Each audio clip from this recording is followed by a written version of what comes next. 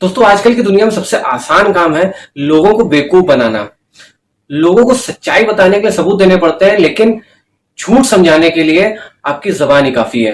कुछ ऐसा ही हो रहा है 5G के केस में। आप लोगों ने सोशल मीडिया में कई सारे ऐसे पोस्ट या ऐसे कमेंट देखे होंगे जिसमें लोग बोल रहे हैं कि 5G की टेस्टिंग चल रही है, इस वजह से घरों में करंट आ रहा है, लोगों का मुंह सूख रहा है, पानी ज्यादा पीना पड़ रहा है, यहाँ तक कि कोरोना फैल रहा है और सांस लेने में तकलीफ हो रही है। इस तरीके के कमेंट और इस तरीके की अफवाह फैलाने वाले वही लोग हैं जो कि आपको याद होगा कि स्कूल में या कॉलेज में कुछ भी प्रूफ करने के लिए बोला जाता था, क्वेश्चन पेपर में आता था, तो सबसे पहले हम लोग कुछ मान लेते थे, माना कि या फिर लेट।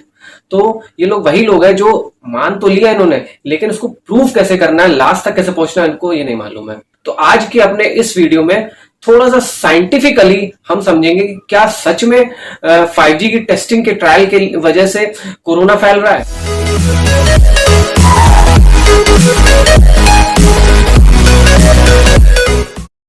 नमस्कार दोस्तों, मैं हूं सौरभ पांडे। स्वागत है आपका आपके अपने YouTube चैनल फैक्ट्स होम में। आशा करता हूं आप लोग सभी घर में स्वस्थ होंगे, सुरक्षित होंगे। दोस्तों शुरुआत करने से पहले सबसे पहले समझ लेते हैं कि हमारे मोबाइल काम कैसे करते हैं।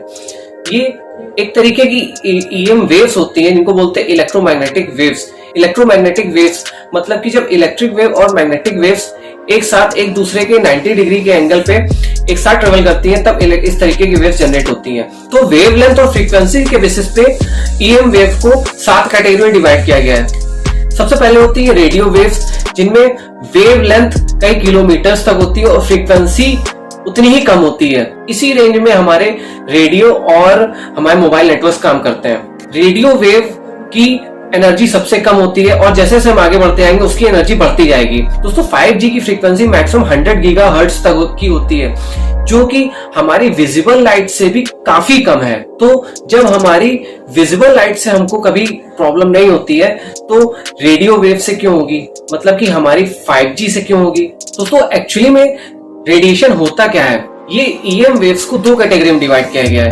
पहली नॉन आयोनाइजिंग रेडिएशन, दूसरी आयोनाइजिंग रेडिएशन।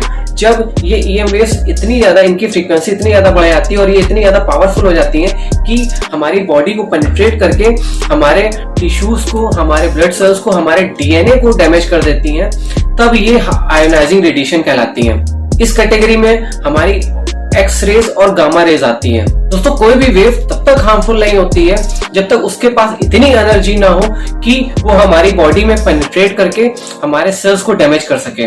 और 5G नॉन आयोनाइजिंग रेडिएशन की कैटेगरी में सबसे स्टार्टिंग में, मतलब कि सबसे कम पावरफुल वाली वेव्स की कैटेगरी में आता है। इसी तरह जब 4G की टेस्टिंग चालू हुई थी, लोगों ने हवा उड़ाई थी कि 4G की टेस्टिंग की वजह से पक्षी मर रहे हैं, जो कि बिल्कुल गलत है।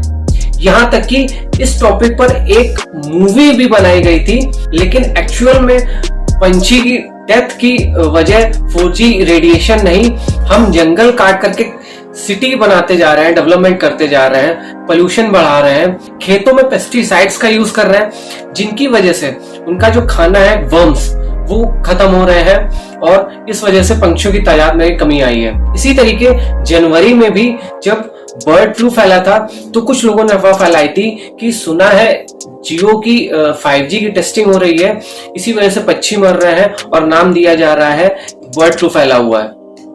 एक्चुअली में उस समय जियो की टेस्टिंग चल ही नहीं रही थी। दुनिया में ऑस्ट्रेलिया, हांगकांग, साउथ कोरिया और न्यूजीलैंड में 5G प्रॉपर काम कर रहा है, लेकिन आप वहां पे कोविड के केसेस का कंपेयर इंडिया से कर लीजिए। दुनिया में ऐसे बहुत से देश हैं जहां पे प्रॉपर तरीके से 3G भी नहीं है, लेकिन वहां पे कोरोना का कहर है।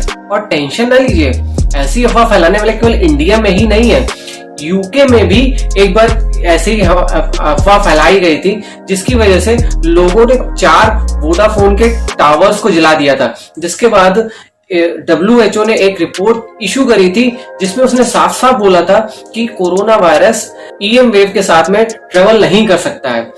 कोरोना केवल किसी के छींकने, खांसने से ही फैलता है। 22 अप्रैल 2020 को नीदरलैंड के एक व्यक्ति ने अपने फेसबुक पर एक पोस्ट जारी किया, जिसमें उसने कुछ फोटोज के साथ में ये लिखा था कि लगभग 150 पक्षी एकदम से जमीन पर आकर के गिर गए और मर गए, जिनकी डेथ की वजह थी उस समय उस लोकेशन में चल रहे 5G की टेस्टिंग, जिसके रिप्लाई में 29 अप्रैल 2020 को वहां की एक सरकारी संस्था ने एक सरकारी पोस्ट जारी किया, जिसमें उन्होंने लिखा कि पक्षियों की मौत 5G की टेस्टिंग नहीं थी।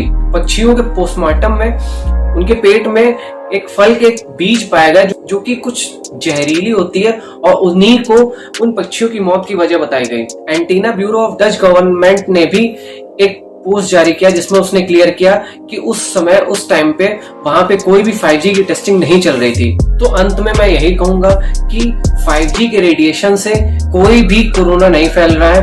अफवाहों से बचे, घर में रहें, सुरक्षित रहें। अगर वीडियो अच्छा लगा हो तो प्लीज लाइक करिए, शेयर करिए, चैनल को सब्सक्राइब करिए। मिलते हैं अपने नए वीडियो में, तब तक के लिए जय हिंद।